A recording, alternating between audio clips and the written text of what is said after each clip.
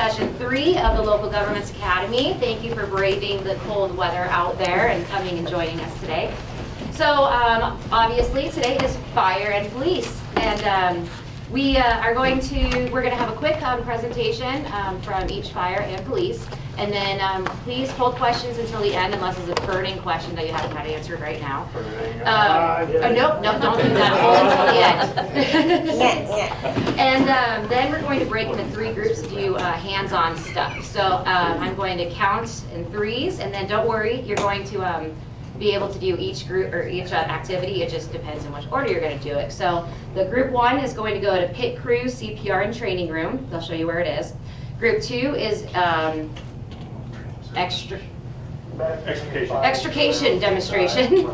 Maybe I need to go to that one. And group 3 is the Missoula Police Department and Maintenance Bay. So all right, so 1, 2, 3, 1, 2, 3, 1, 2, 3, 1, 2, 3, 1, 2, 3, 1, 2, 3. Is that everybody? Oh, 1. Did I miss anybody? Okay, who are my 1s? All right, where are my 2s? And my 3s. All right, fantastic. So I will stop taking up time. Oh, by the way, I'm Sandra Vasika. I'm the Ward 6 City Council representative. Gwen Jones is over there. She is the City Council President and Ward 3 representative. And now I will let Police and Fire take it away.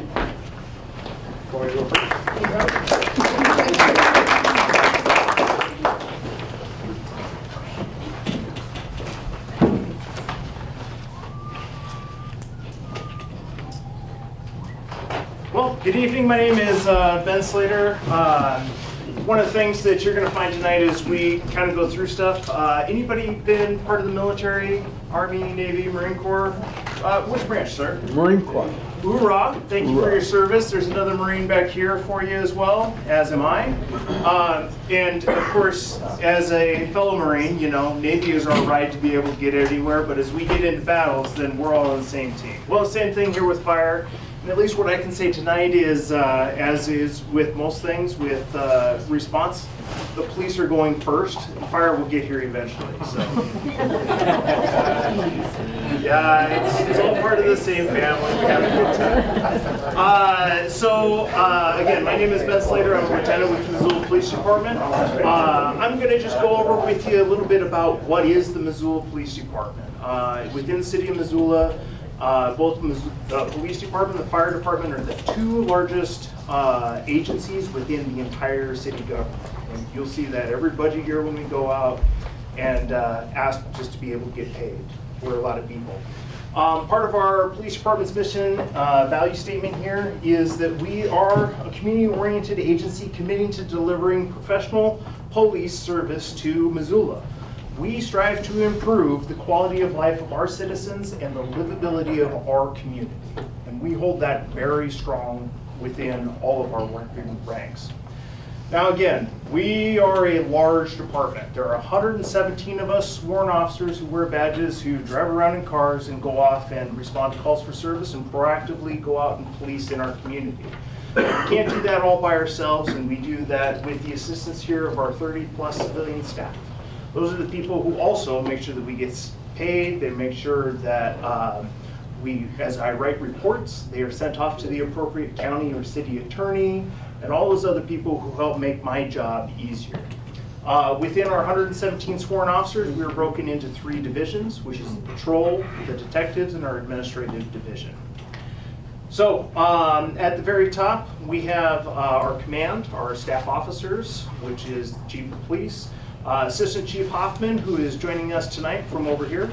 The patrol captain, also joining us tonight, Matt Stonecipher, as well as then Detective Rosling and Captain Mike Collier with the admin division. Each of these divisions are supported by lieutenants, like myself and Lieutenant Cameron. As we kind of go through and talk about what does each division do. Patrol division is the easiest. We're the ones who run around in marked cars, and we wear this blue suit, and we respond to calls for service.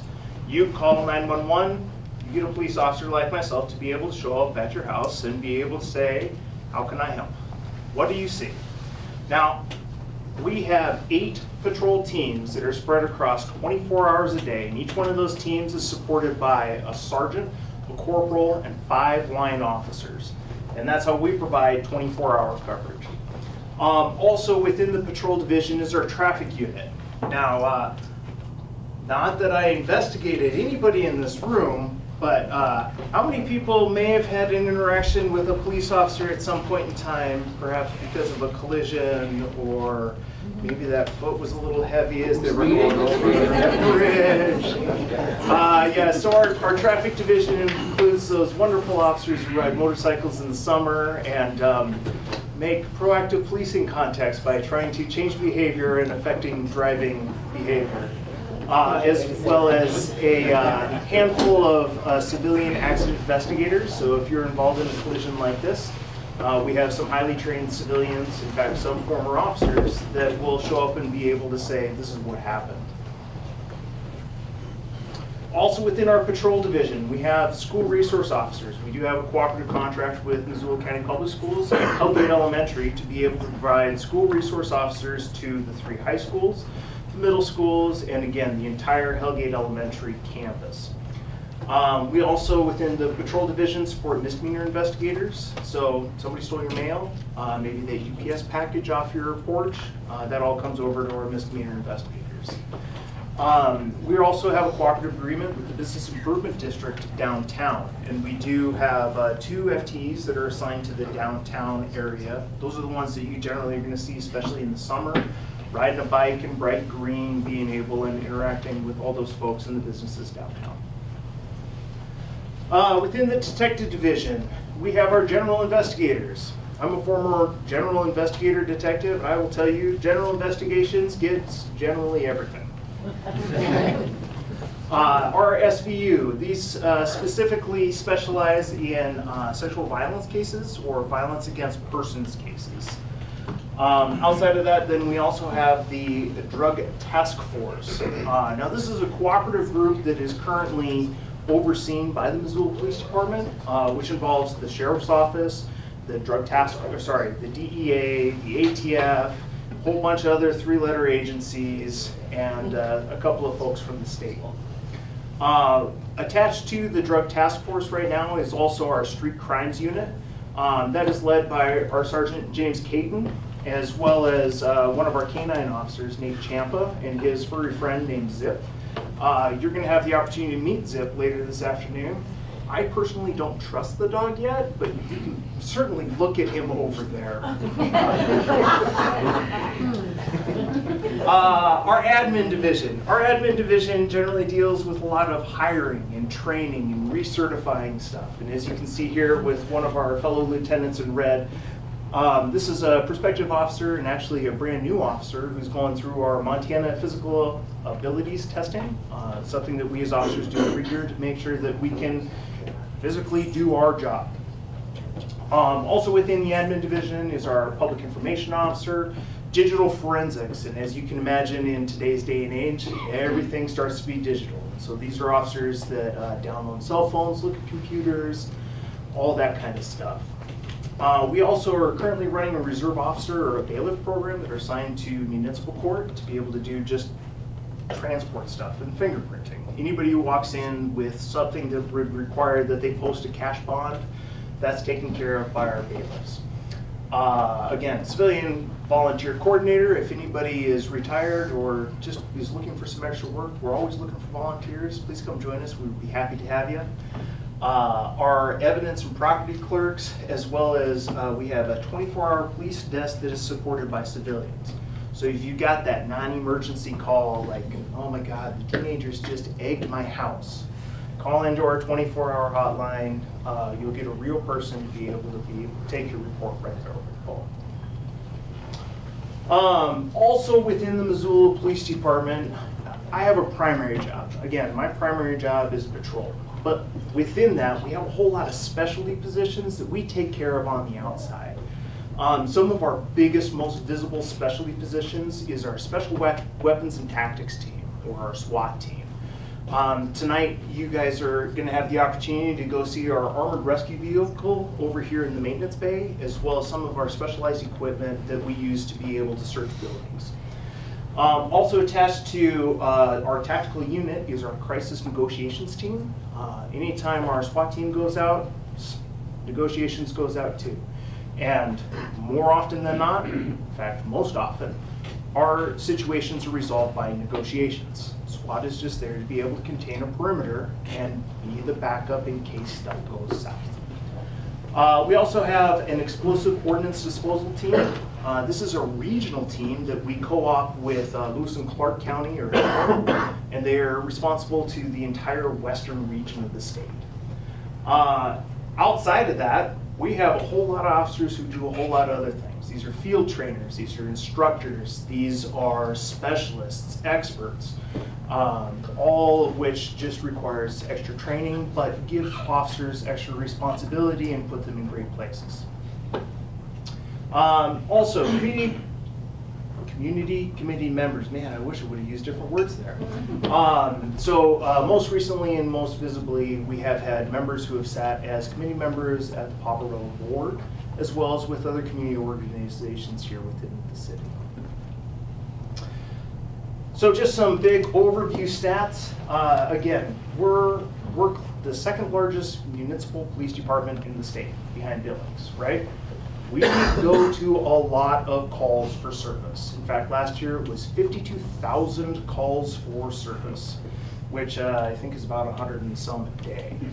Now, our highest calls for service are going to be traffic stops. Again, those guys who ride motorcycles, man, they make a lot of traffic stops. As well as then theft calls, welfare checks, traffic crashes, suspicious activity, people to be removed, some form of a disturbance, or just a building alarm. Also with this, again, we run with the Rocky Mountain HIDTA, or High Intensity Drug Trafficking Area Task Force. Some of their stats that have come out of last year is their office is responsible for 72 felony arrests, 51 pounds of methamphetamine, and I'll give you a preview of this year. I think we're already at a half of that number in February. Okay, as well as you can read the rest of those right now. One of the significant cases that I wanted to be able to talk about here came from about February of last year. This comes out of our detective division, and again, most of the time detectives don't necessarily initiate cases, but they take over cases that are initiated by patrol. In this one, on February 25th of last year, one of our SROs was made aware that the FBI was working a credible threat of a school shooting. The suspect was identified as a Big Sky High School senior. He had been having online conversations regarding school violence, and he sympathized with the Sandy Hook shooter. SRO Hollis was able to detain the suspect during lunch, and MPD detective and task force officer Guy Baker and other Montana Violent Crime task force officers responded to the school. The task force officers had documents provided by the FBI which narrated the subject's online activity and showed he was communicating with a group of individuals in several states who were discussing plans to do multiple school shootings at their respective schools. Also included in the uncovered social media posts were several pictures of the suspect posing with firearms. Detective Baker completed a very thorough interview which covered all topics of concern from the FBI's documents. The suspect admitted during the interview to having homicidal and suicidal ideations.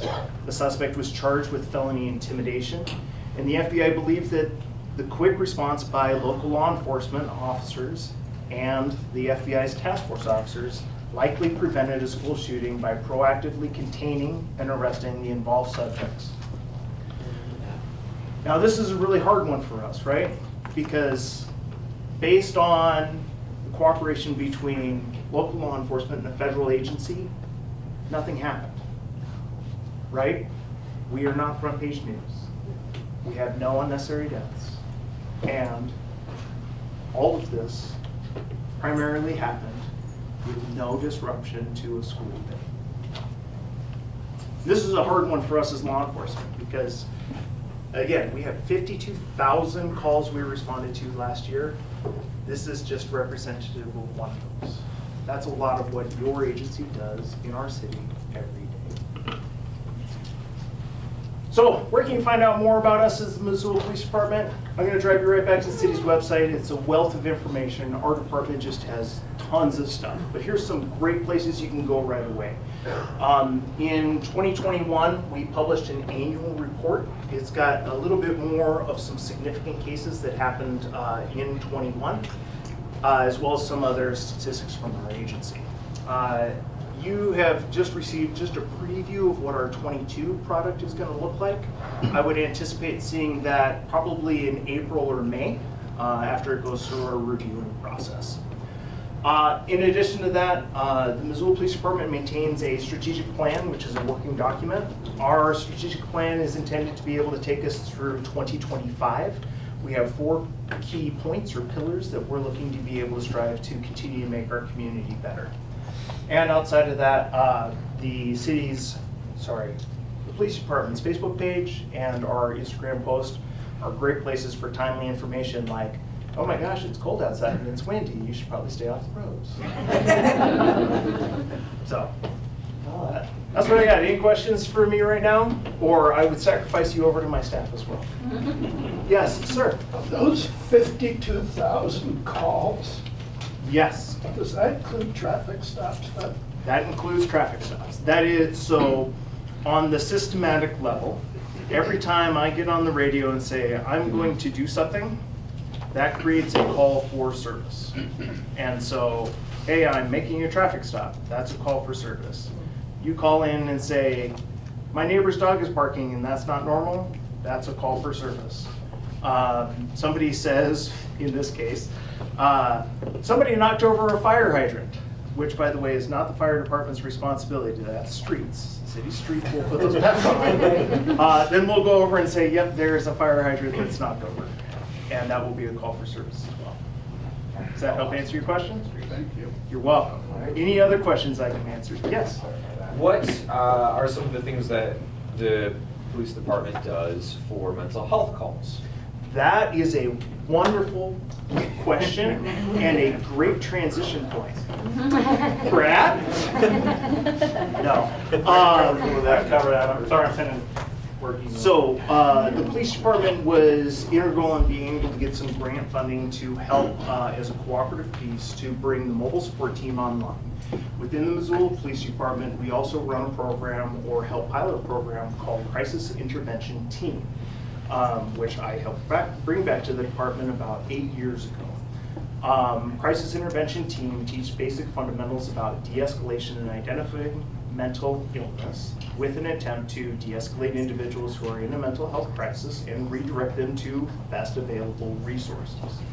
As part of that expansion piece, our city secured grant funding that helped bring in the mobile support team, which is housed underneath the fire department. However, mobile support team and the police department very much work cooperatively. We operate on the same radio frequency and we are dispatched through the same system.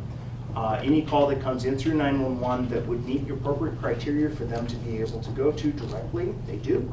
If it's appropriate for us as law enforcement because the scene is not safe, then we will certainly go first, and we have statutory authority to execute an emergency detention and force or require someone who is unable to care for themselves or maybe suicidal or homicidal with a mental illness and detain them to state hospital. Mobile support can act as an expert advisory, but statutorily, we have the statutory authority to detain people. So every time that team is dispatched, does the police always go, or do you make a determination at the call? Like, they're gonna go, we're not? yeah, that's a really great question. When the team initially got started and they were brand new to the whole business, we always went and they came behind us. Now, after being in place for 2 years, give or take, they've established a clientele. There are certain people who they are familiar with now that no longer raise safety flags for us. And so, yes, they can be direct dispatched to stuff. Even then, because they have a clientele and a back-end case manager, they will respond without a 911 call to do follow-up or proactive responses to that team. For example, there was a call today that I actually heard come across the radio where MST self-initiated a call with a known client who they had worked with previously. They had information that their response or their involvement was needed. They went ahead and used our computers to dispatch, to create a call, to add the subject's name to the call so that dispatch was aware of who they would be interacting with. Said, we're going to be out at this location with somebody who we've added to this call already. We don't require police assistance. And so in a case like that, we know they're following their protocols. We know where they're at in case they do get on the radio and they need help, and that they're taking a proactive stance to the type of work that they can do best in our community. Yes, ma'am. Is the police department now all equipped with Narcan for all of the emergencies? Yes, so Narcan, for those individuals who don't know, is a counteractive substance, chemical, drug, whatever we'd like to call it, against opium. And so any opium-based drug that would cause an overdose, then Narcan will help bring them out of it. Yes, our police officers are all issued a Narcan or a similar equivalent as part of, again, a state-based initiative to push that to us. Officer George actually has one with him in the past now. Yeah. So this is the Narcan that we are issued.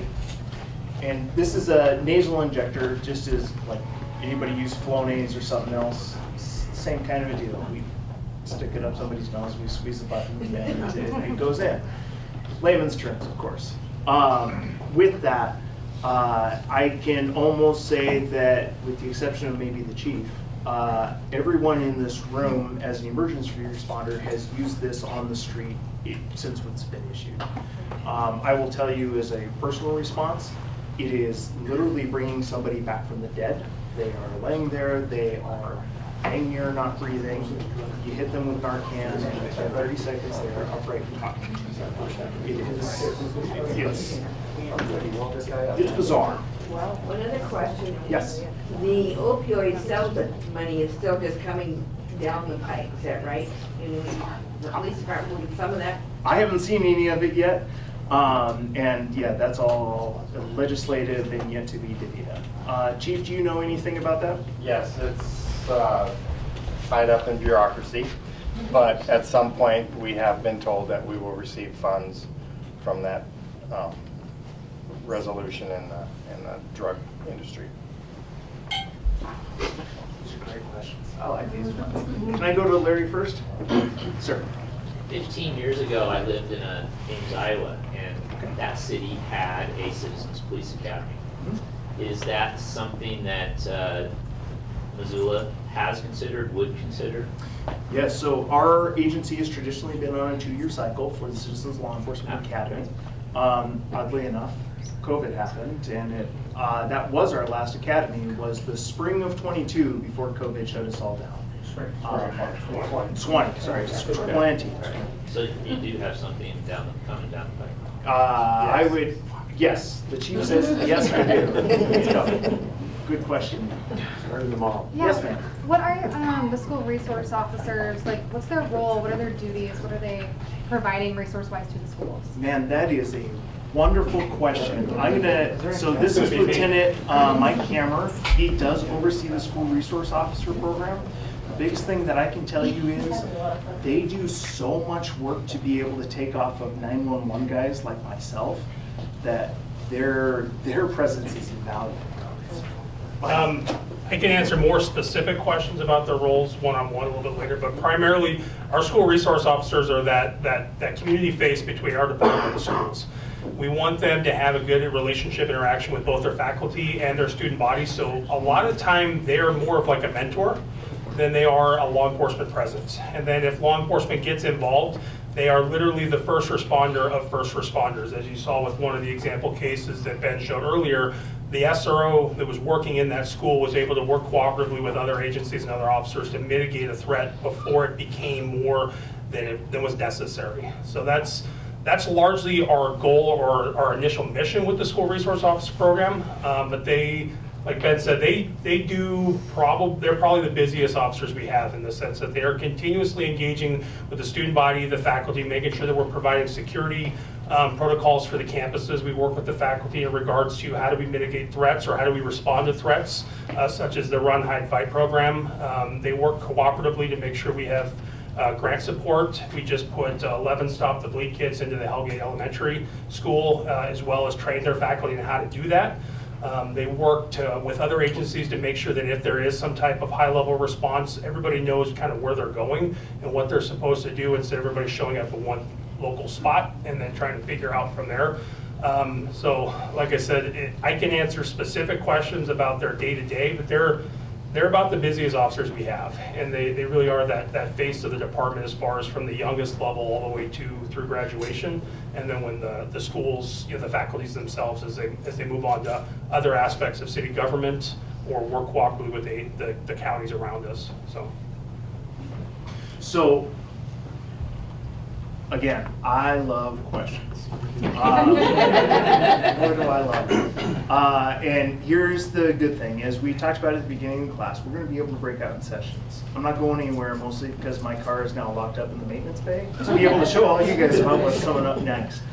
And Chief Hughes did give me a hard time about, I know Slater can talk for a really long time, and Miss Jones has given me you need to stop talking. With that, if you do have any other questions, myself and the other officers are going to be over at our station, and I understand that we are going to have an opportunity to be able to come back. But we're here to be able to answer questions for you guys tonight. So, thank you.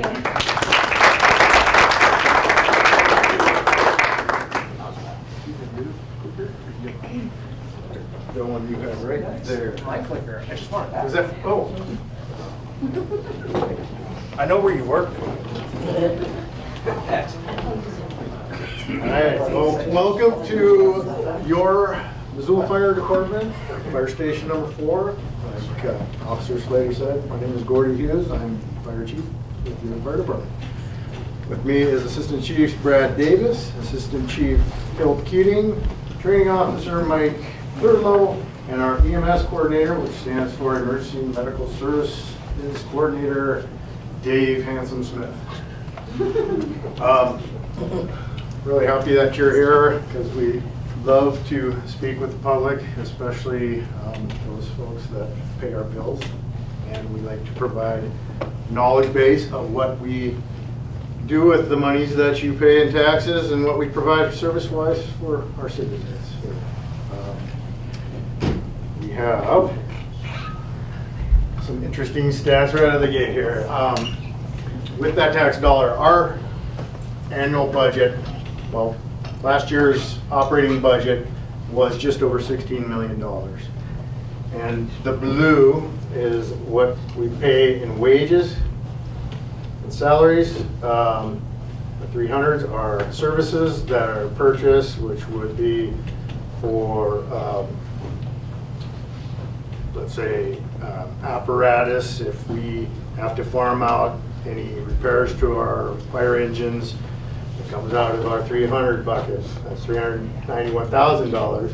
Our 200, which is supplies, toilet paper, any of that kind of stuff. We have $300,000. So we're a very expensive agency, our department in this city, and hopefully we can show that you're getting your money's worth from us. Does that include equipment in that budget?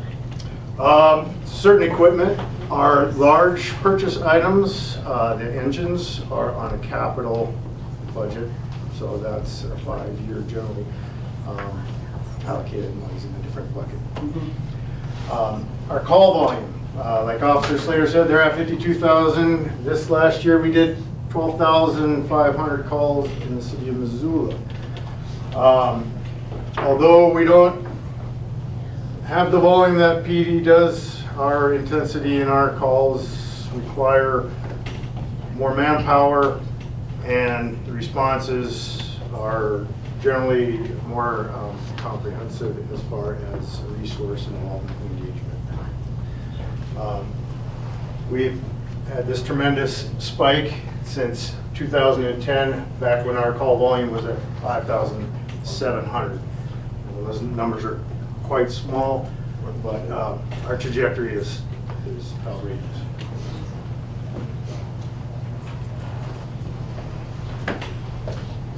Your fire department has 5 stations strategically located throughout the city. This is Station 4, as I mentioned.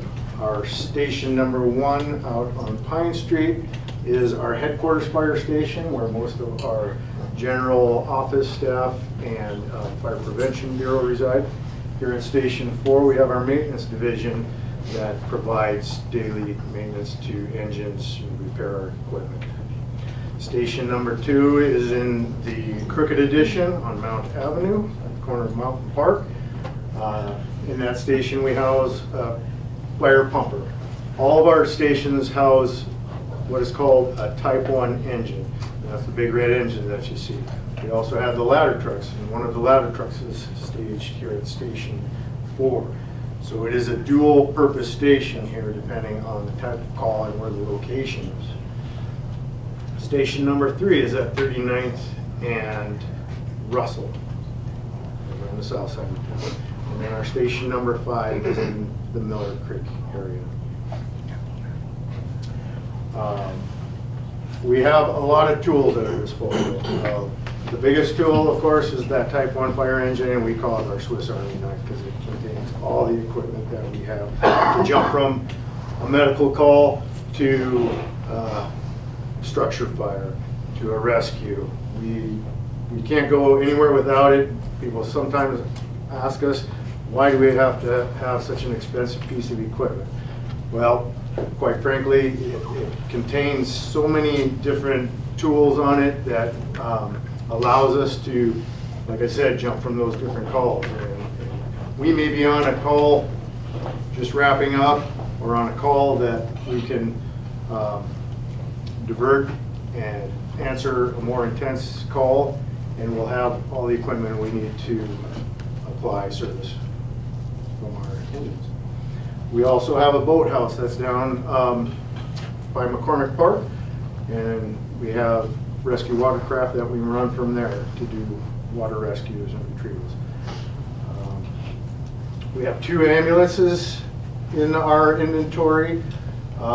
We do not right now provide medical transport. That is provided from a private agency in town, Emergency Medical Service in Messina.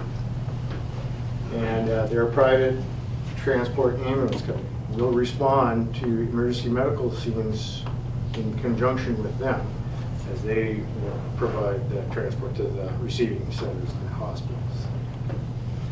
All of our folks are medically trained as basic EMTs up to a level of a paramedic, so they can introduce medications out in the field and do other more what's the word I'm looking for? Advanced life-saving procedures. How's that? Right. We have a large inventory of wildland vehicles. We are surrounded by urban interface in the wildlands, and we provide wildland firefighting and fight fires here in Missoula. And we also contract out for services and help our cooperators around the area to fight wildfires. I don't think I'm missing anything in there.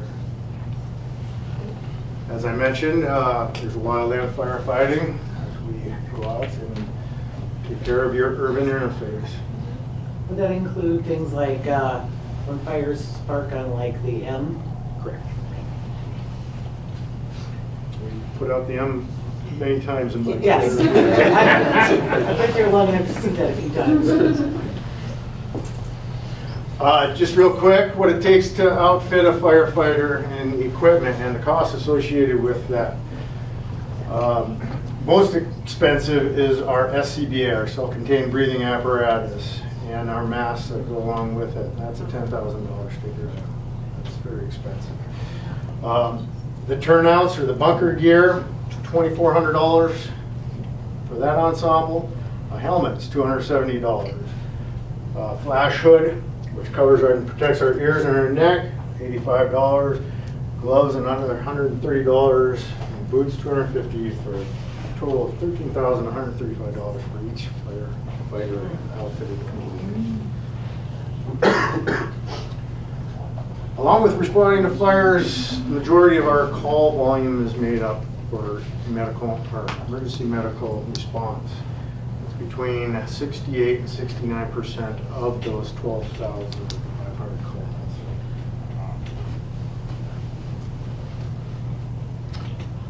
Within the department, much like PD, we have different divisions. Our Fire Prevention Bureau provides code enforcement, which will be ensuring that the occupancies, business occupancies in town are up to fire code. They've got good exiting, proper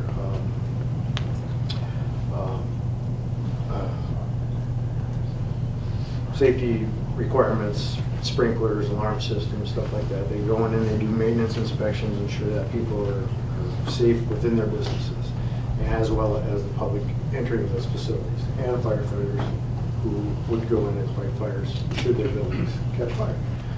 They provide public education. They go out in the public and hold demonstrations with fire extinguishers, evacuation drills. As you can see here, we go to the schools around Missoula County and provide fire prevention, safety, puppet safety and match safety programs throughout the community. They also do fire investigations, determine the origin and cause of fire strikes.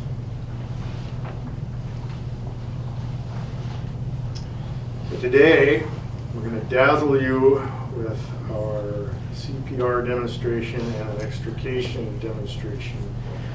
But before we do that, I'd like to talk a little more about the mobile support team. It is one of our newest divisions within the department. And these stats are from last year's responses. They've added 1,300 calls to our 12,000 calls with response in conjunction with PD. And also they will be requested by our resources. If an engine is called to respond to an emergency medical scene that turns out to be a behavioral health crisis scene, we will request the MST to respond as well. Is MST and CIT the same team? They're not. Okay. I don't think it's confusing. Yeah. The mobile support team is engaged for a very lengthy time on the majority of their calls. As you can see, the average time spent on scene is an hour and 25 minutes. Folks try to de-escalate or determine that they have to transport. Any questions? I know that was quick. I had an hour version, a 15-minute version, and a 1-minute version. We got the 1-minute version. If no more questions, we can jump right. Yes, ma'am. I'm wondering what is driving the increase in the number of calls in the recent years? I mean, is it COVID related or was it mental health issues? Good question. A lot of it is with the growth of this city and just the volume of people that are coming to the area. I would say that we used to have a higher volume of emergency medical calls, EMS calls, but we're now seeing a lot of rescue calls in conjunction with, our volume of river rescue calls is kind of shot up because of the summertime hatches on the Clark Fork River. You got a lot more volume there. We see a lot more volume out in this area here as District 4's area is the highest response area, just for the growth. Everything's westward. And there are a lot of higher demand facilities within this area, more aged homes. We respond quite a bit to our aging populace here. So I would say that the aging demographic is driving that a bit in Missoula. I can't imagine what we would look like compared to in Arizona, like Phoenix this time of year. But yes, Kristen. Yeah, Heather. I'm curious why. I wanted to ask the police department this as well. What is the increase with the calls for service? Because it's not proportionate to population increase. Do you know why the calls for service are going up so much more quickly than our population is? The cell phone. Honestly. You know, yeah, I guess I can't really put my finger on it and answer that question. Brad or Phil, why is our call volume going up? I have an answer for that. I have a couple ideas. With the increase in the aging population, and then the cost of healthcare, there's a lot more reliance on emergency medical services. People will wait till the last minute to call 911, where before they may have gone in to see their primary care physician. And so we're seeing them later, they're sicker, and then we're taking them by ambulance. There's also been a lot of cuts in the legislature around mental health services, caseworkers and things like that. So people who normally are more stabilized because of the lack of the resources that they're no longer having access to, they're digging into crisis more often and they're calling 911. I echo that from a police perspective as well. One thing that we saw during the pandemic was if you were struggling with something in your life, whether it be substance abuse disorder, whether it be mental health, whether it be housing, the pandemic didn't make any of that better. And very frequently it set people on a course that caused them to have more engagement with or more reliance on emergency service and first responders. Are you prepared to handle an incident like happened in Ohio with the train derailment? Good question. We just gave a phone interview today with a gentleman with the Missoulian asking the same question. The answer is yes. Hazardous materials response is what you're referring to, and intermodal transportation that goes through Missoula every day. We've got the rail yard that could carry who knows what. The majority of the stuff is placarded, so we know what is going through. It's the interstate that we worry about, and those semis going through town that don't have placards, which doesn't tell you what's in them. Is that what you're saying? But we fortunately in Missoula have a regional, one of 6 regional teams in the state hazardous materials response team, which we provide manpower for. So, glad to hear that. Yes, sir.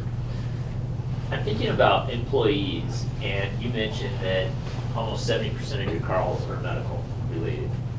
So how often do potential firefighters come, and because they want to fight fire, they want to do that, and they either don't join because you tell them up front that no, you're going to be a medical responder, or you actively go out to search for people who want to be medical responders? Good question. I think the fire service has morphed over the years, and we've transitioned from an all hazards response, fire response, rescue, responding to vehicle accidents, and then we've taken in on this role of responding and providing the medical support that we do. I think now, as opposed to when I was hired 29 years ago, you being intrigued about the fire side of things and saying, hey, I'm going to go and charging into a burning building, but then I'm an EMT 2 months later responding to medical calls, which, you know, it's awesome. We're still helping people and stuff. But I think those people that you see that are entering the service know that that's what they're getting into. A lot of our folks go on to, you know, they are required to be an EMT as a basic, enter the service, but they go on and get the paramedic endorsement, which is better training and do more interventions. I think I need to cut us off because I'm getting the highest sign from Chief Hoffman. Yeah, enjoy yourselves, ask questions along the way, and please don't hurt yourselves. We won't hurt you.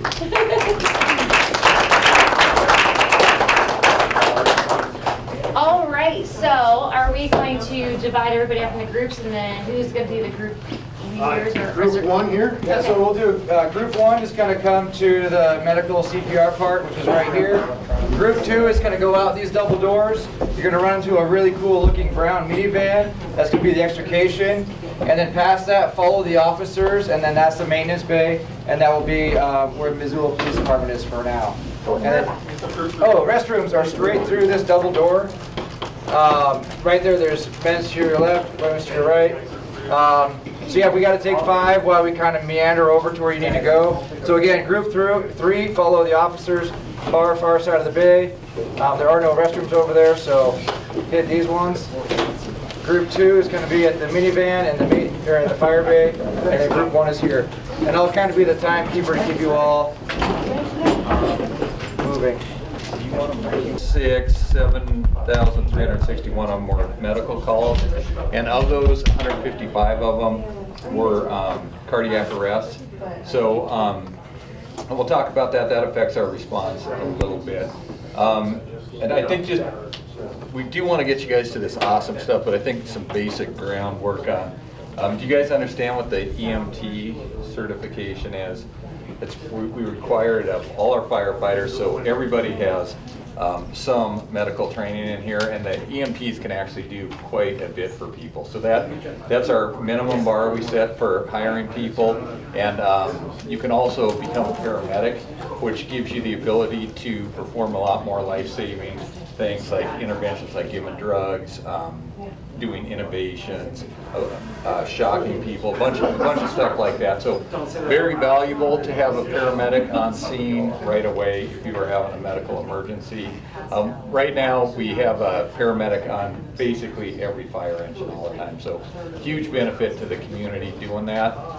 We have a paramedic program in town now that we're sending our people through.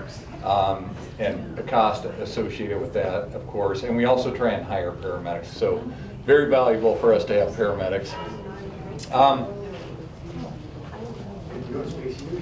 43 paramedics, PK? Yep. All right. So we got 43 paramedics right now, which is pretty good for a fire department. So we do run with the ambulance that Gordy was talking about, Missoula Emergency Services. So we're the authority having jurisdiction here, the fire department. So it's our responsibility to provide medical service and transport to the community. A bunch of different models for how you do that. Missoula has always been using a private ambulance to do that. So we do a contract with them every 2 years and tell them what we want from them and make our deals, and then they have the opportunity to make money in this town. So we're keeping a very close eye on that. Just through COVID pointed out some serious weaknesses in the private ambulance sector, I guess. A bunch of them collapsed and everything, so we have a very watchful eye on what's going on with that. Because any failure there, it's our obligation to step up and provide that service. So, not to scare anybody, we got a close eye on it, but definitely something on our radar right now. Question, so you contract with the private emergency, so like when someone calls 911 for emergency medical service, does that go straight to you guys? So we use the, You contract with them and they send somebody out, or you are with them, partnered with them when they send somebody out? Or you guys are doing? So I'm ready to go. Are you done? The call will go to the 911 center, which is a countywide 911 center, and then they'll dispatch the appropriate fire apparatus, and then they also dispatch the ambulance. Okay. So there's 2 ambulance locations in Missoula, where there's 5 fire stations. So we're a little bit better situated to get there sooner. So we're strategically located. We can usually get to the calls faster. And then that's why we staff with EMT basics and paramedics.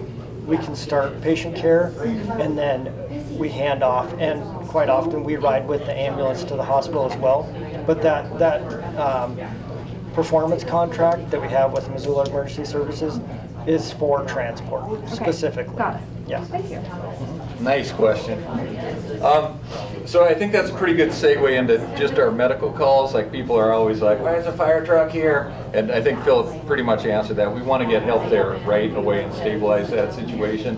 So just a run-of-the-mill medical call, we'll send 1 fire engine with 3 people on it, and then an ambulance also goes with it with 2 people.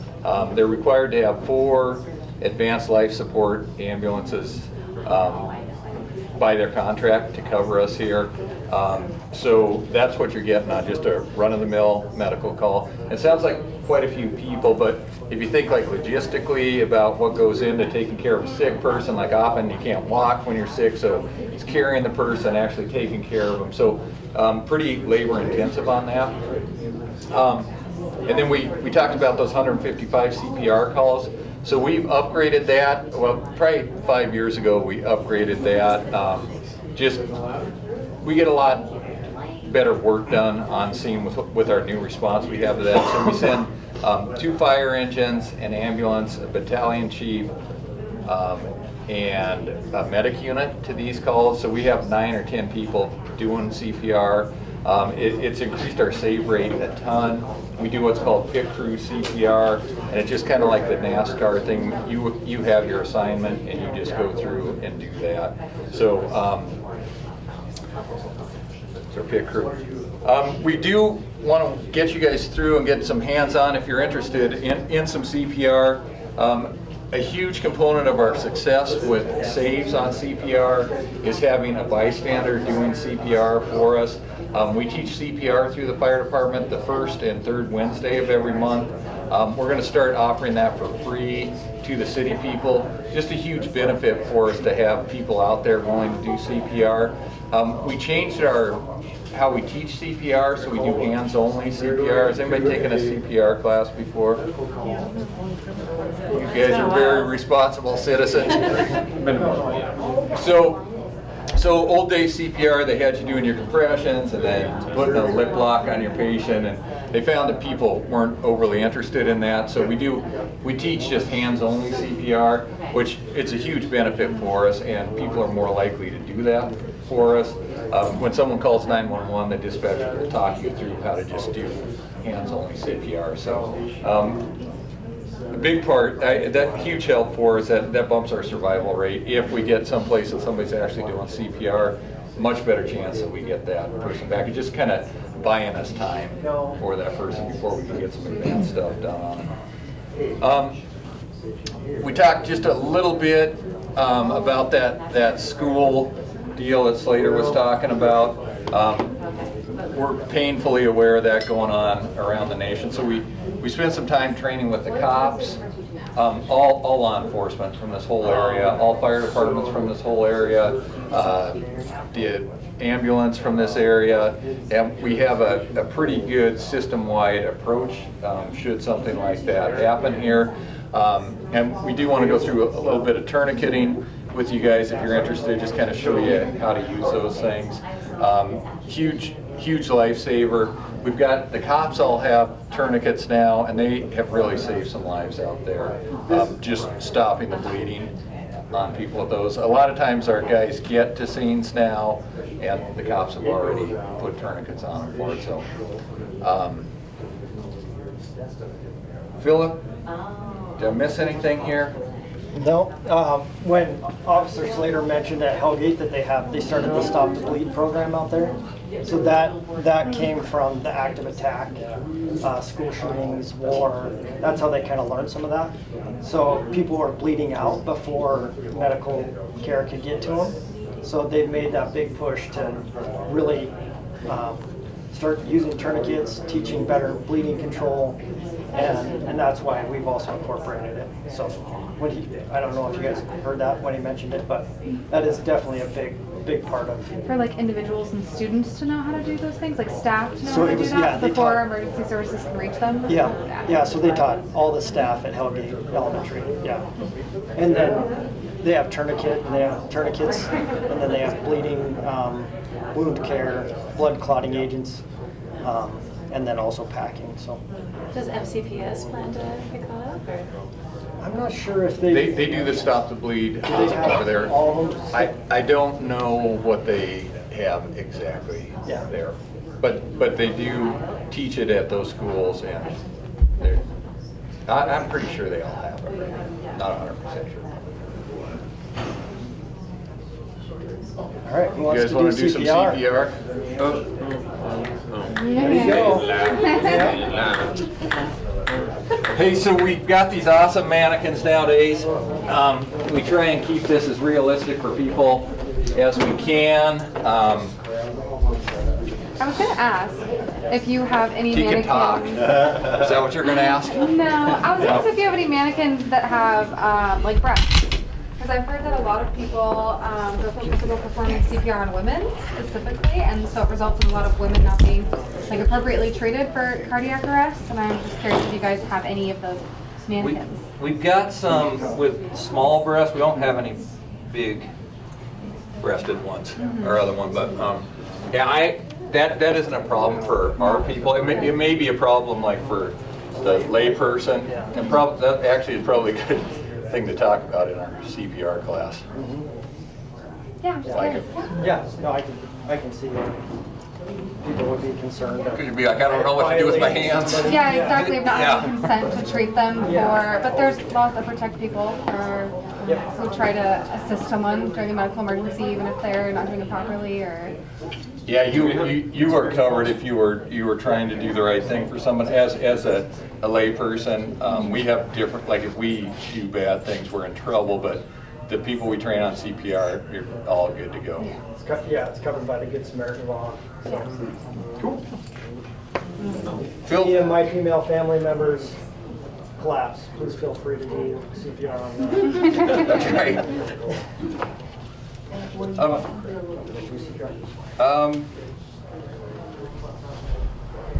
Yeah.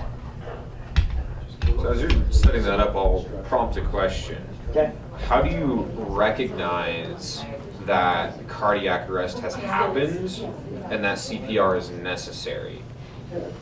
So the way we're training people right now, it doesn't sneak up on you. If somebody looks like they need CPR, most likely they do.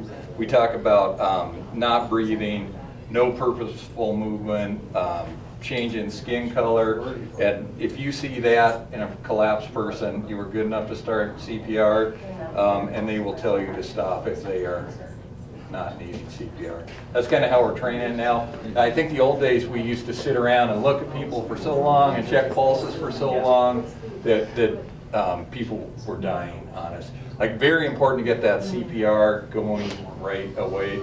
So American Heart Association, we follow all their guidelines, and they just want us to get CPR going.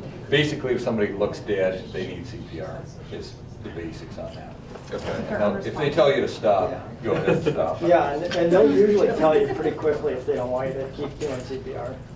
So that would be like for signs of stroke, for example, if somebody were to collapse because of a stroke. Yeah, they should still be, if they have a stroke and stop breathing, we do like you to check a pulse and see if they're breathing, but okay. we like to err on the side of starting CPR. Okay. Don't chase them down and give them CPR. Come back so I can help you. Typically, if somebody has a stroke, unless it's like a systemic massive stroke, they won't be unconscious. Okay. Oh my goodness. 5 minutes. Hey, so Philip will show you some good CPR here, and we'll just rotate you through there. Go ahead and begin, Philip. We'd like to use your body weight, just kind of hinging at the hips. We let our firefighters, we rotate every 2 minutes on CPR. Even the big burly CrossFit firefighters get tired at 2 minutes and our CPR gets sloppy. So we train people, try and change out at those 2 minutes. We can see right here, for a chief, this is pretty good CPR. Probably not quite fast enough, but he's getting good depth on that. And then the top part of this, very important that we get enough depth and also come off their chest. That allows blood to get into the heart.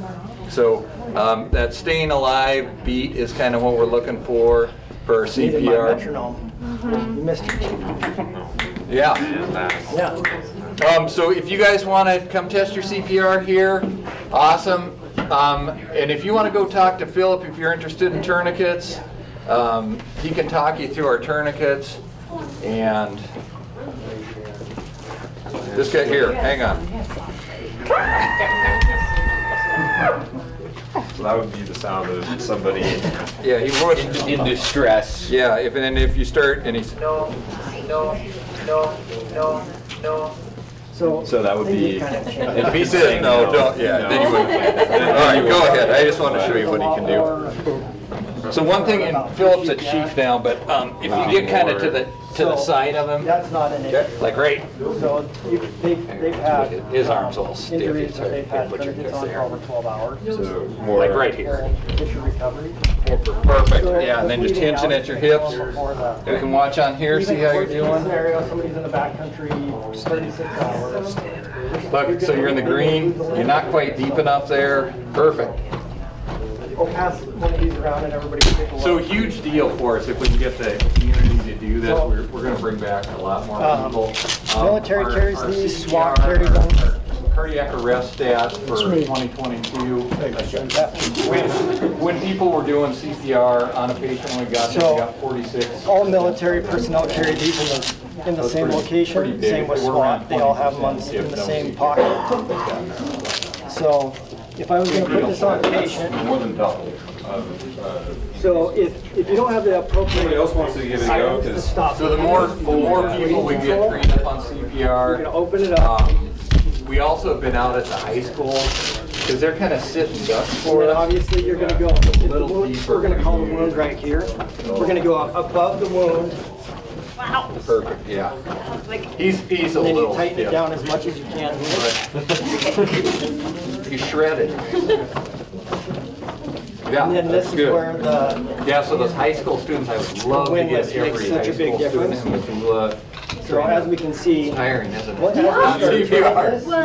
it tightens down. You had a question. the Oh, well, I tourniquet. was just gonna say, I mean, when there's a person. And we practice on each other You're afraid you're gonna quite break often, their ribs. and it really does. It does some, well, it doesn't really Once break the the ribs, bleeding but stops, you do feel a little crackling gonna around, take and your it's usually just extra the half a cartilage there turn separating. and then Just lock loosen it. them up so they It can locks get inside. CPR. So that locks Frail inside. old people, I mean, it And all then kind of this depends. is, we still want to put the how much time pressure you on wanna there put on them. when you I mean, set they the need it, tourniquet. they're dead.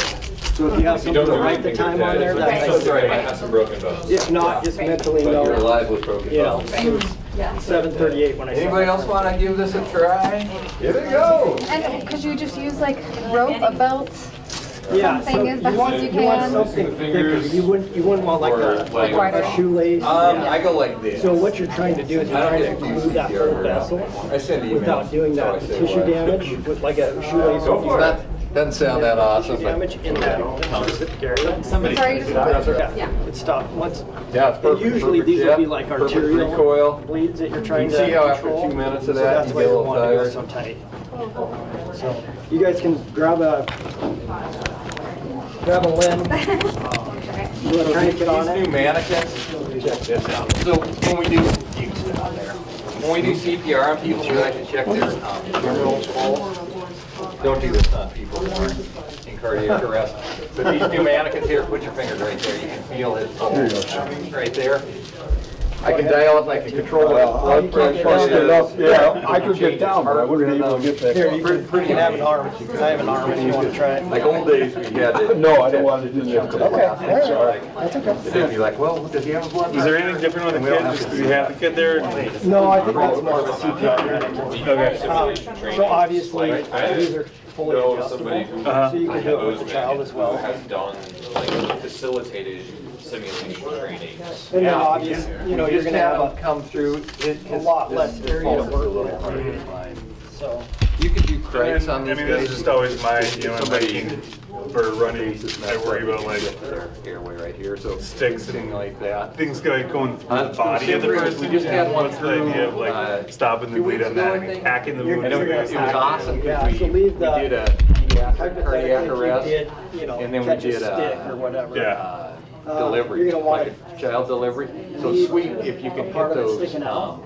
You high don't want to danger, cut it low off all the way down frequency here. And then calls you for want it short people. enough. So then the first time you're delivering a and then baby, just you're pack like, around not it like, and oh my stabilize God, it. I wish I would have paid more attention in What you class. don't want is on the way out. So, you know, yeah, stick those to things continue are to move pretty because it's going to sweet. create further. I think there's a couple outfits in the state that do it now. But I do like to get them through just specifically for that. Once we started doing this, I carry. And like the pediatric cardiac arrest, thankfully we don't get enough of them. You know, so like adult cardiac arrest are Yeah, and you can get them on Amazon. but the kids, we don't get them. We don't want them. But just to get some practice with these new dummies, it's great on there.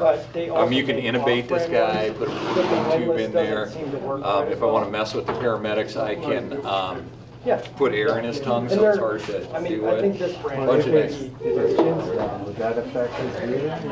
Oh yeah, for sure. Yeah, we want them. Huge deal, and then especially in the kids, like because their breathing tube is about the size of their pinky, so it doesn't take much at all to kink that off. But that'll actually show up on your monitor. All right, once your group kind of gets yeah, I can see what they're doing. questions answered, you guys are gonna go to the extrication cell, 2 doors through to the main fire bay. Speaking of classes and stuff, have you tried to coordinate with like PE? Okay, well, thanks for coming here tonight, folks. We appreciate it. We're just going to show you how we would make access to a vehicle. Real simple stuff. Hopefully it goes as simple as I just said, but the last one did not. Yeah, you guys are, I think, all the way over there. Just walk up to the glass. Anyways, we have these really fancy tools. They're all electric, hydraulic, call them hydraulics. And they're great for us. They're easy access. We can carry them anywhere. We can go down an embankment, you know, because there's no cords on them. Our other ones that we do have a set or two around, they're hydraulic and they have like a 20-foot, 30-foot cord on them. So you're very limited. You got to carry the whole unit down, and then you can start cutting. And you're only limited to 2 tools, where we have 3 of these that we have batteries for. They run about $5,000 to $7,000 a piece, and we just broke one. The cutters, one of the cutters broke. We'll show you that in a minute. Just now it did? Just now, yeah. Before you guys got out here, we were trying to cut a door open, which hasn't happened with me before, any of these guys, and it just broke.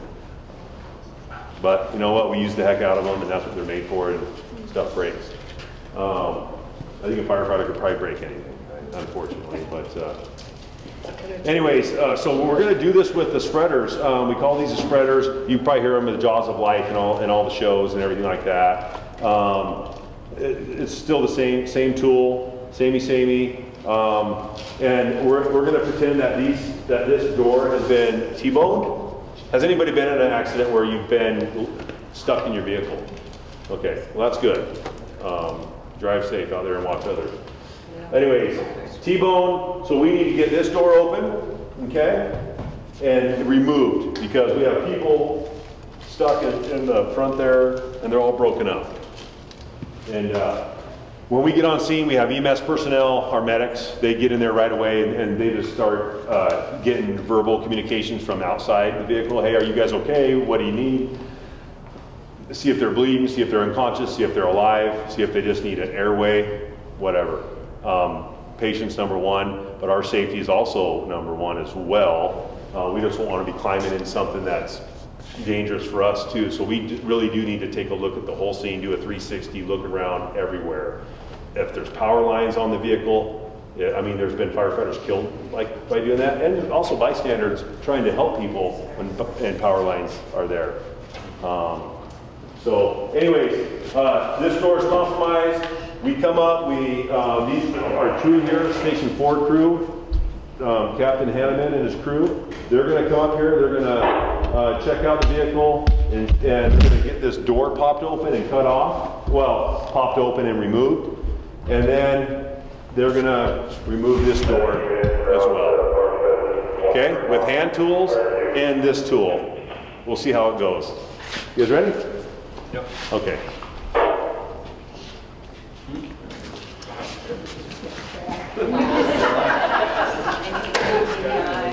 And you guys can break windows too if you want.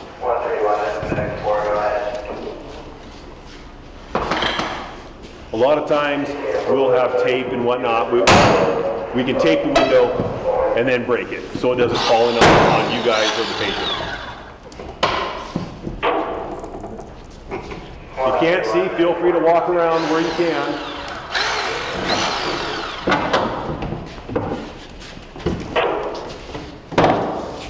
So we're just trying to make a good access point for the spreader tips, okay? Sometimes you'll see fire crews, or maybe you've been a volunteer or a fireman, yeah, a firefighter on the road, where they go up there and they bang the tool in there. Well, that just rocks the vehicle, and the patients are getting more, you know, injured. So we want to limit that.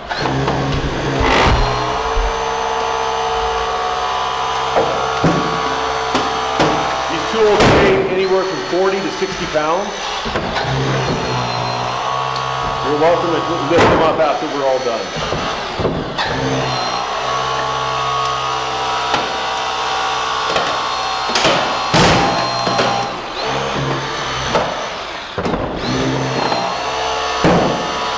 These shear pins, where they're being held, are the strongest part of the vehicle. The shear pins and the hinges are the strongest parts of the vehicle, okay? You know, next to the frame, in the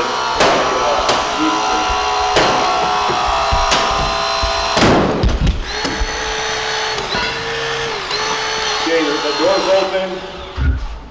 We try to remove the door. We're just going to show you how we remove it. If need be, we will remove it.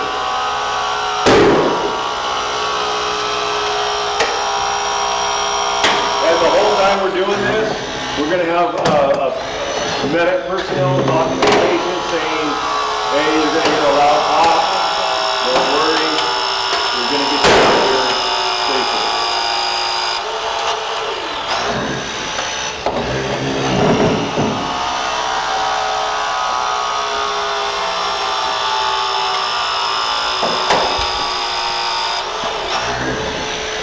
If our cutters were working, they would cut right through that. And it wouldn't be that loud.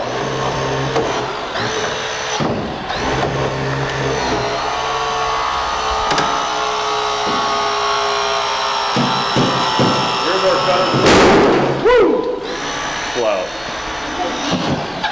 Anyway, that's the first time I've seen that. We've had these for 12 years. We have 4 steps. Range about 20,000 a set, but they're still fantastic tools. Okay, they're going to move on to the slider door. Now, if it's not compromised, they can reach around, unlock it, and slide it open, right? We all know that. And we really try before we pry. That's what you learn when you first.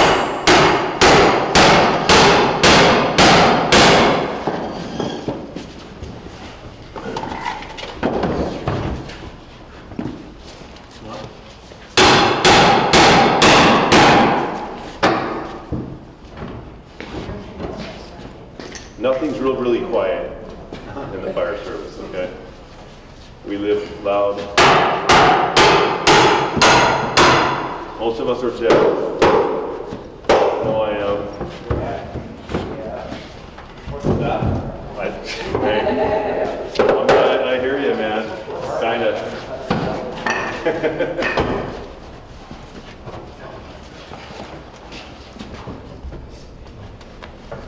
So just think about, you know, just 40 years ago, not too long ago really, before they had the hydraulic tools, they did this all by hand. I would really love to learn those techniques by those guys, because they could probably do a pretty good job on that.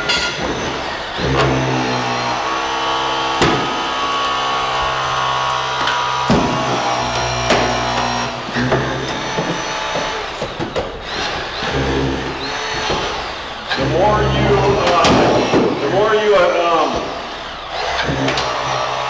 if you try to direct the tool, it's going to be harder.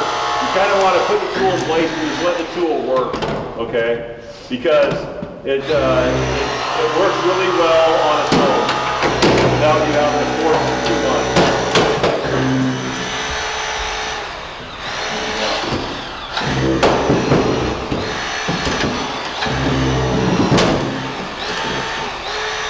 You wouldn't think the sliders would be that long.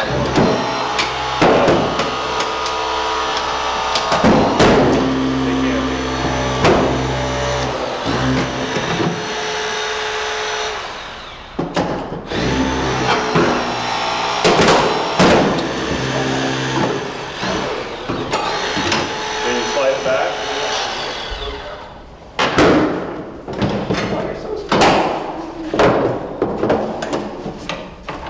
Firefighter Dave is one of our strongest firefighters. Hands down. Hey, why don't you just cut that, Ryan? I would, but I broke the cutters. So how would you remove that, baby? You can spread that off, probably, huh?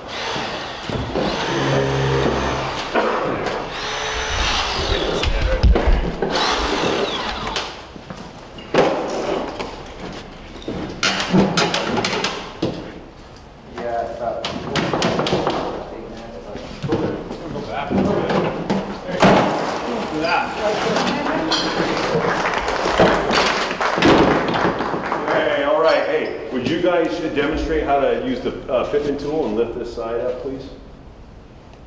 Let's say we have a trapped patient underneath the van, okay? Which Robert and I actually had a couple years ago. We had a young lady that was hit by a Suburban on her bike and rubbed a half a block under the Suburban. Right, it's a big difference. Yeah, and we had to get her out from underneath that vehicle. It was a horrible situation, but she ended up, I heard, doing pretty well, actually. So normally, when we do all this stuff, we would chalk the opposite side wheels, maybe even counter crib the other side, to where we would have some wood blocks underneath the rocker panels on the other side, so the vehicle would hit them first, and then you would get maximum lift, okay? And then we would grab these chocks, and we could even stack these red chocks on top of 4x4 cribbing, and get those red chocks up off the ground higher. And then, before we fall under there, we would lower this down, the weight of the vehicle down on those chocks, have one there and have one here in place, and then we could go underneath there and work, okay? But just the way it sits right now, we are not allowed to go underneath there because we need to crib it, okay? And then lower it on the cribbing. So lift an inch, crib an inch, kind of the philosophy in the fire department. We go by that, we lift like 2, 3, 4 inches, we get a 4-inch piece of cribbing underneath there and just keep going up from there. Which all our cribbing's on some of it's on our engine, but a lot of it's on our truck across town. And we can crib underneath that, so even though that only lifted this far, we can let it down, put cribbing under there and keep lifting. So we can actually lift this a lot further off than just that little out. Yeah. So this little tool right here allows more surface area on the ground, which allows more PSI, so it spreads the PSI out on the ground, kind of like a ground pad. When we have our truck outriggers go out, we put them down on the ground, it creates a big surface area of PSI on the ground. So like rocking this back and forth, it's pretty stable. It's not bad. Before when we didn't have that tool, if you just had to lift, you're only lifting up on like a 2-inch surface, bad. So we can only lift with this now, these tools. So they do help us immensely to get you guys out of bad situations quickly, so you're not staying underneath there and getting crushed, right? Okay, any questions? Okay, let's see here. Would you guys, so our next group, we're gonna do a dash roll, but if you guys want to demonstrate how to try to get this thing open in the back, we got 5 minutes. Sound good? I was looking to set up a direct question. Yeah. If there's any accident, auto accident with a semi-truck or like a commercial vehicle, those are far more massive, right? If that tips over, how can you manage? Or does that tool still live? Oh yeah, okay, yeah. I forgot to demonstrate this tool in the very beginning, like I did the other group. This tool will lift 185,000 pounds, which is a train car. A train car, roughly. Okay. So we're pretty much covered with this bad boy. Our truck, I think our truck weighs 68,000 pounds. So that can tip the train. Yeah. Well, it'll lift it 17 inches. Yeah, it will pull together 12,000. but spread 185. Great tools, great. Our last ones wouldn't do that at all. It was like 30,000. That's the comparison with the other older hydraulics. Yeah. As cars are modernizing and computer systems, does that impact how you approach a car in any way, or do these? The e-cars are a problem for us, and two problems. The batteries are the biggest problem because they're the volts, the amperages are so high. If we accidentally cut through one of those lines, then that could be bad news for one of our guys, right? And the other thing is, if they catch fire, it's horrible to put them out. In Europe, there's a company, a private company there. We watched a video on it. They bring a big dumpster, like a cargo unit full of water, and dump the car in it, like lift it up on fire and put it in there. There was a fire in San Diego a few years ago on an electric vehicle. Took 30,000 gallons of water. We hold 500 gallons. So talk about the water bill going up for the city. We start plugging in hydrants just for one car, when normally we can get them out with 500 gallons. So good and bad and the ugly, right? It's like, yeah, they're probably good for a lot of reasons, but they're going to be bad for a lot of reasons too. I mean, for safety, safety issues.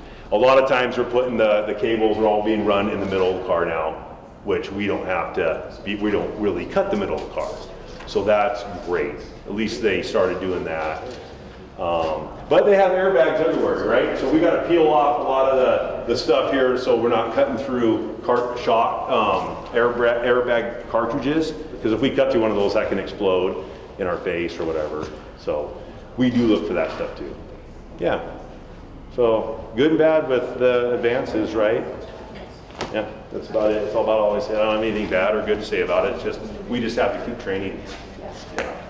So these guys are going to pop this rear real quick for you, make access into the trunk. They're going to try it.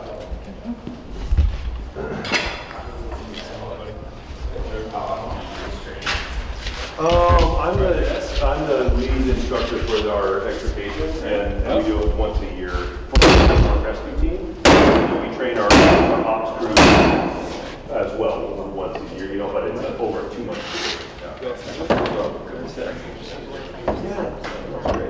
Yeah, 2 of these guys are on the rescue team.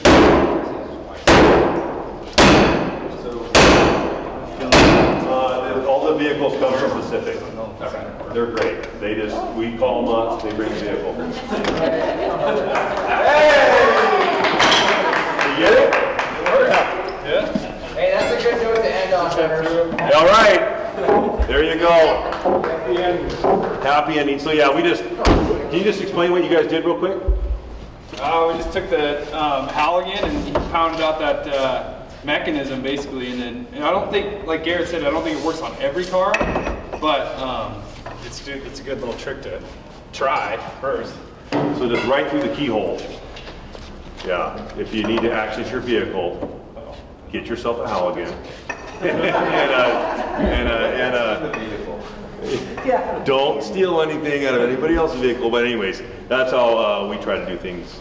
Easy way first.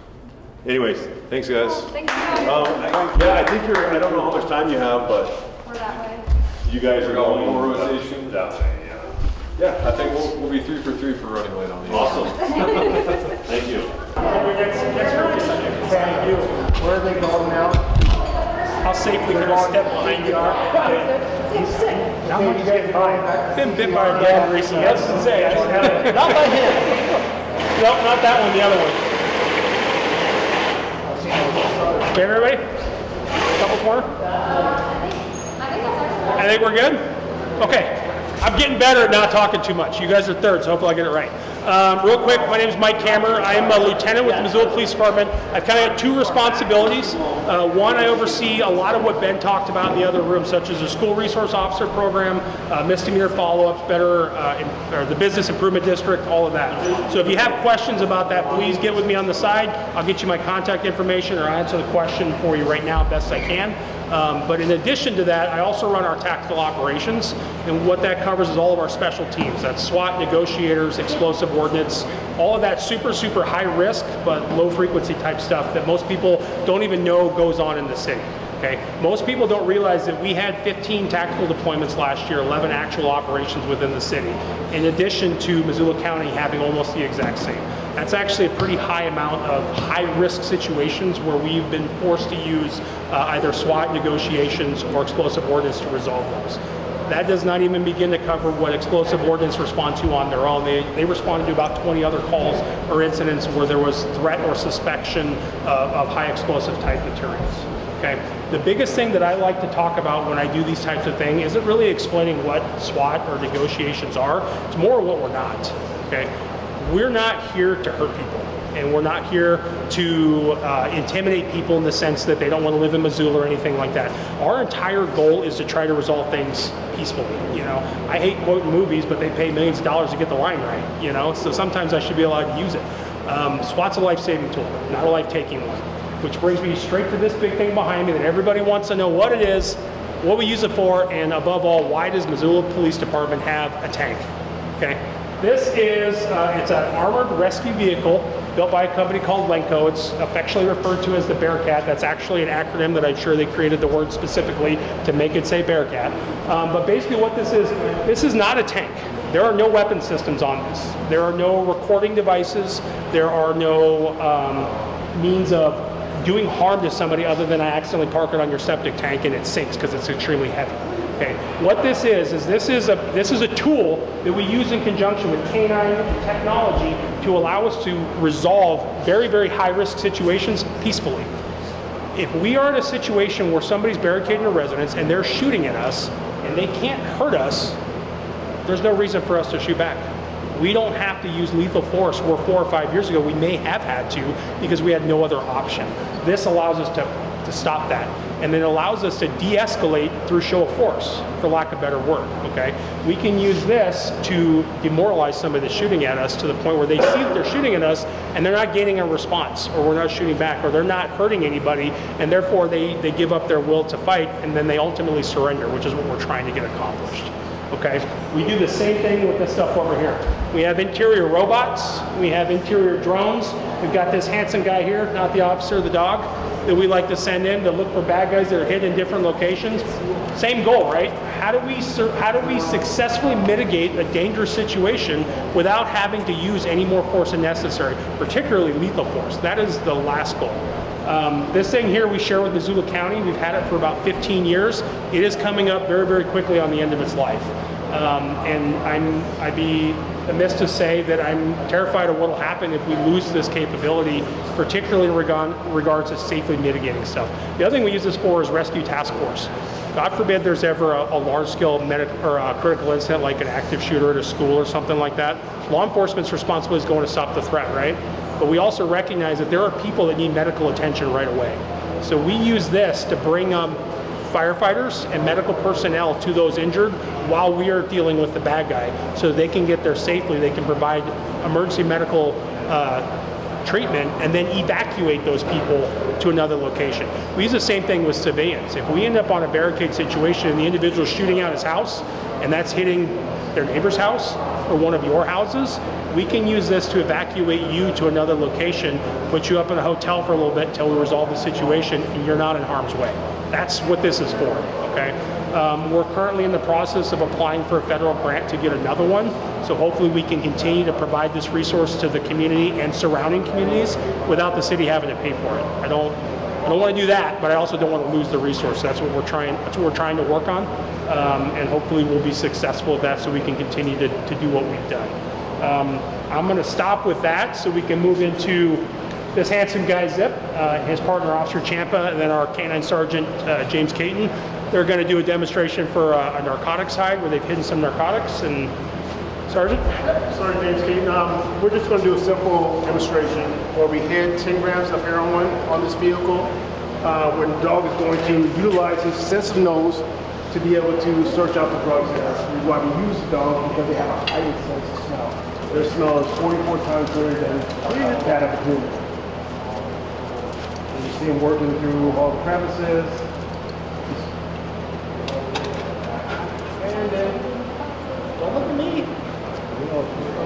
waiting for it. He's cheating.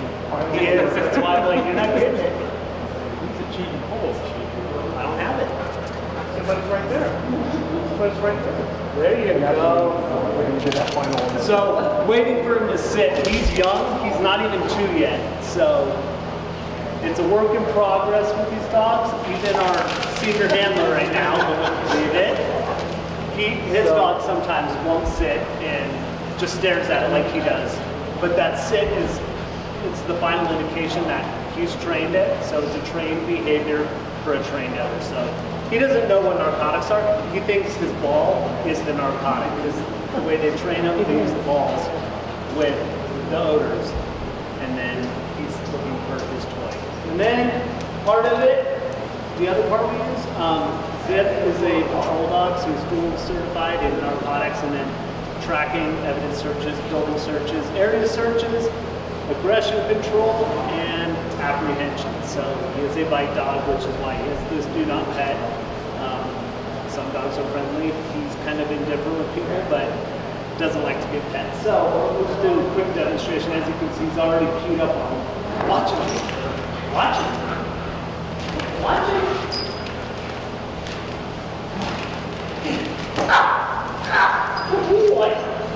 One of the things to recognize with canine apprehension is it's part of that tool we were talking about earlier with de-escalation. If we have somebody that's shown their intent to fight, they are armed with a weapon or something like that, where before we may not have had any other means other than to go hands-on with them, increases the likelihood of injuring officers, increases the likelihood of officers injuring them. The canine, while yes, the bite hurts, very minimally is there ever anything more than a very minor puncture wound, and then we can gain compliance and we can resolve that situation much more effectively and peacefully than we may have been able to in the past. So it's a very, very, very, very incredible tool. Okay, I am happy to answer immediate questions. Otherwise, I really want to encourage you guys to mess with stuff, get in the cars, get in the Bearcat, and then I'll walk around and still answer questions if you have them as you go. How resilient are the tires? What's that? The tires. Yes. If you're in So they have built-in run flaps. So if this was to be shot or punctured in any capacity, it will deploy a chemical inside that will allow us to continue to use it for the rest of that operation. I mean, honestly, we could continue to for the rest of its service, but it kind of turns into a brick over time, so we'd have to replace it afterwards. But not going to disable it that way. No. You said you're at risk of losing it. Is that just like it's not operational or funding? Yeah, operational.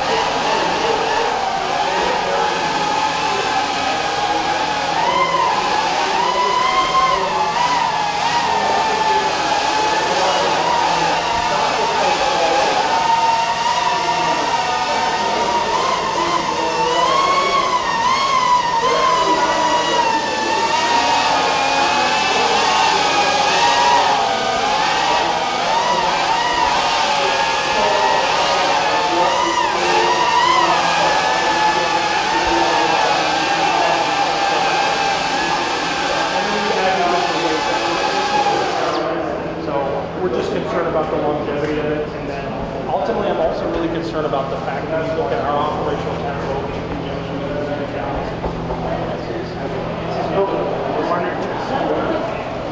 Let me go grab this again.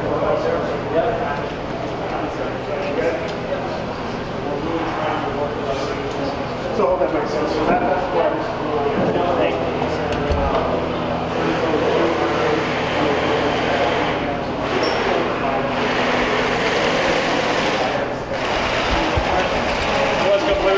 I am curious, as far as the approach of police, from my knowledge, there seems to be a primary. So my responsibility is to make sure that all of this equipment is up and running, ready to go. And then when we introduce it into a structure, I'm the guy. And if I'm not there, then we have two other secondary tech operators that are available. And so it's basically like, if I'm not there, it's next man up, next man up.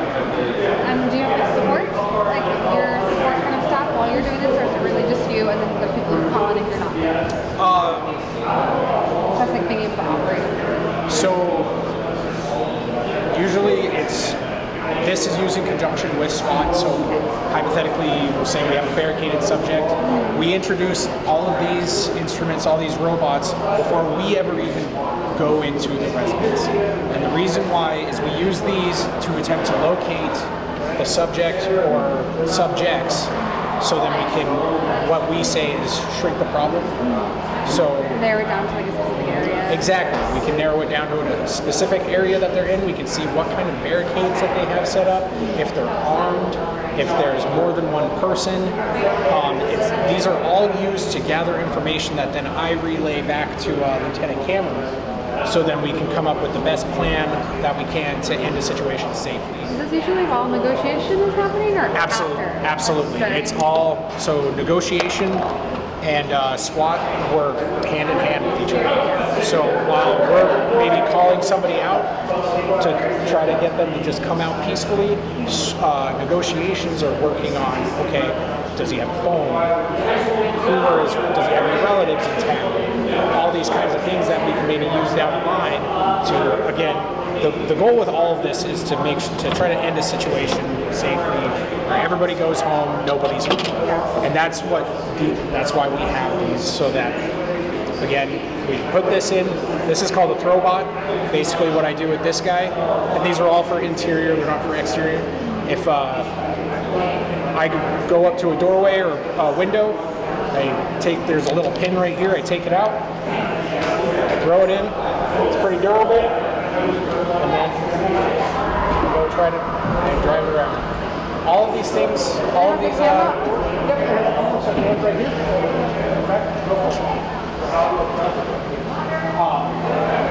So they all kind of this little guy, the throwback, if there's like a lot of like loose laundry or garbage on the ground, it's not going to be very effective. I've got that thing tied up in towels, all sorts of stuff. I've had it like when we do scenarios and I'm using that, the bad guy will grab it, throw it in the trash, and it's done. It's kind of this guy, however, we don't run into that issue with the big blade. So this guy, this is the Transcend. It costs just under $25,000. And with this, it's got a bunch of different cameras on it. So it's got this front drive camera. And then it's also got a TV camera. So this is the one that I can use to rotate around and kind of look up and down. And then the drive camera also has thermal high drive modes, right? So if you look right there, those are your feet. And so with this, obviously, you know, somebody's going to have to go through a lot of effort to try to disable that by throwing it or whatever. It's not bulletproof by any means. How heavy is it? I don't know exactly how heavy it is, but it is heavy. It comes with a little cart. So you can imagine, like me being responsible for it for any respective SWAT call. I have to lug that thing, load it into there, and then when we want to deploy it, I have to lug it out. There's like 3 different batteries that I have to hook up. It's a tedious process. Because they're expensive gear, is it something that you usually reserve to use right away? Absolutely not. The reason being is, again, the purpose of these is we send these in before we ever send a person in. You can talk to anybody, I'm sure everybody would agree, they'd rather this $25,000 robot get shot before a person, right? Or injured in any other way. So we always try to send the robots in first. Are you normally telling people during negotiations that you're sending them in? No. I mean, I'm not going to say never, because I'm sure every situation is different. I'm not sure that there might be a situation where, hey, we're sending the robot in, and they're like, no. I've heard situations where you do send the robot in, and they find the person. This is actually something that one of the FBI SWAT guys told me, where they threw that into a room where the subject was. He saw that, he knew that they knew exactly where he was, and he just gave up.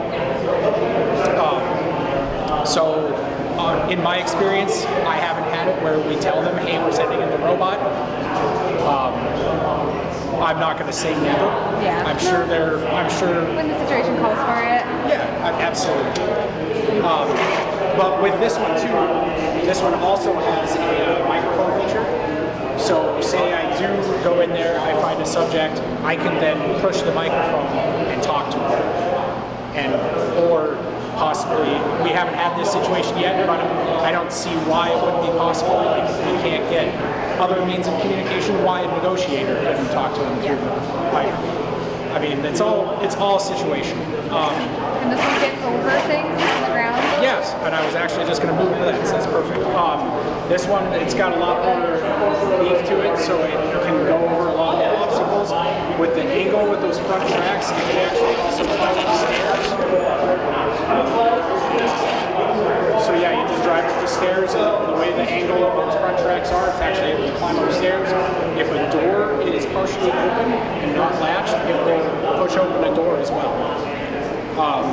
It's got kind of an auto sensor feature on it as well, so if say I'm driving it and there's like a ledge, it will automatically stop unless I tell it to go. Do you have to be like, do you have like a degree in tech, or is this something that like is training on the job? So with the Throwbot and the Transcend, yeah, it's pretty much just training whenever I am able to find the time to get on the stick. Same with the Loki drone. With the Loki drones, I did have to get certified to fly those, and then I'm hoping, so if we are going to get the capability of having an exterior drone, with that, you have to have an FAA. I don't even know what that acronym stands for, but you have to have a license to fly outside. So I'm hopeful that if we do move to having an exterior drone, then I would then get to go to that FAA course so that I could do that.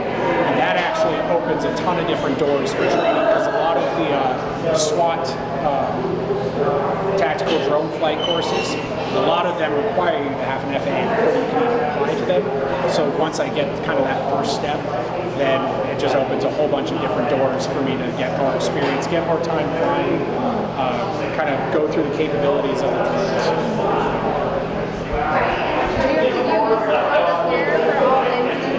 Last year, surprising number. I feel like I don't hear about them maybe as much as I do. So yeah, you don't hear about them. So there was 15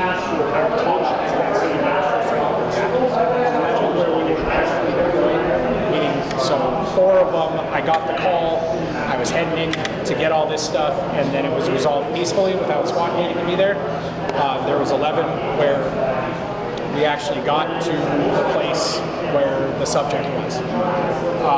On those 11, I'd say at least half of them I have used these. A lot of it, like especially with this little guy, so a lot of it is, what I mostly use this for is, so say we get a SWAT call out, through our negotiations, calling them out, and just our sequence through, we'll say hypothetically a barricaded subject, through all of our techniques and everything, we've got the guy to come outside, we've taken him into custody.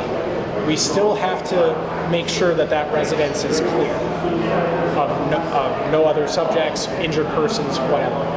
That's where I will take this, I'll walk up with a team to the door of the residence or window or whatever, and then throw this in. I'll clear like a first room. Once I give that initial clear, then operators will go inside. They then throw it to the next room. I'll go drive this around, clear. Yep, and it increases the safety tenfold for everybody, because we're not putting operators into an unknown. They now have a general idea of what's inside, what danger areas might be inside, like closets or underneath beds like this. I can drive underneath beds to search that.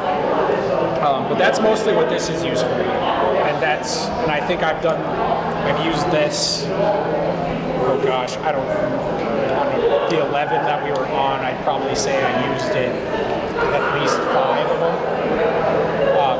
And that's not including the other operators that use it as well.